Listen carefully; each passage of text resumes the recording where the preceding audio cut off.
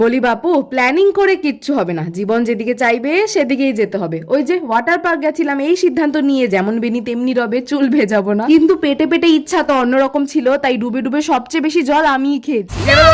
হ্যাঁ আমি এই ঘর কোনো পাবলিক চট করে কারোর সাথে মিশতে পারি না, কিন্তু জানো কি, মনের মিলটাই আসল কথা। মন মিললে ছক্কা আর না মিললে পক্কা। সেই স্কুল লাইফ দিয়েই না এত রঙ্গ দেখতে দেখতে বন্ধুত্বের প্রতি আর নাই আমার ভরসা। কিন্তু বন্ধুত্ব থেকেও বেশি একখানা স্পেশাল বইন পাইছি, কাছে থাকি বা দূরে আমরা আলাদা না। এই থুড়ি want to take my words back, চারিদিকে যে বদনজর। যাকে এই এত উল্লাস আর জলখিলির মাঝে সই মনে না করালে তো ভুলেই যাচ্ছিলাম, এখানেই আমার একখানা পিআর শুটও করবার ছিল। বুঝলে তো কেন সখী আমার। ফুড কোর্ট থেকে খাওয়া দাওয়া সারলাম, খুব ভালো না আবার মন্দও বলা চলে না, কিন্তু যা জলে দাপিয়েছি এক প্রকার কারাকারি করেই খেলাম। এবার ক্যামেরাকে লকার বন্দি, টিকিটের পুরো পয়সা উসুল করতে আরো খানিক জলে হাবুডুবু খেয়ে শেষে এই এক কাপ ভারের চাইরই দরকার ছিল। কিন্তু ভাইয়া আমরা যেখানে গন্ডগোল সেখানে ক্লান্ত দস্যুর মতো ঝিমিয়ে ফিরছিলাম, অর্ধেক রাস্তায় উবের মামা নামিয়ে দিয়ে কয় গাড়ির তেল শেষ। এবার 2-3 কিলোমিটার হেঁটে এই সাদা ট্যাক্সি আমাদের গতি নিল। রাধে রাধে।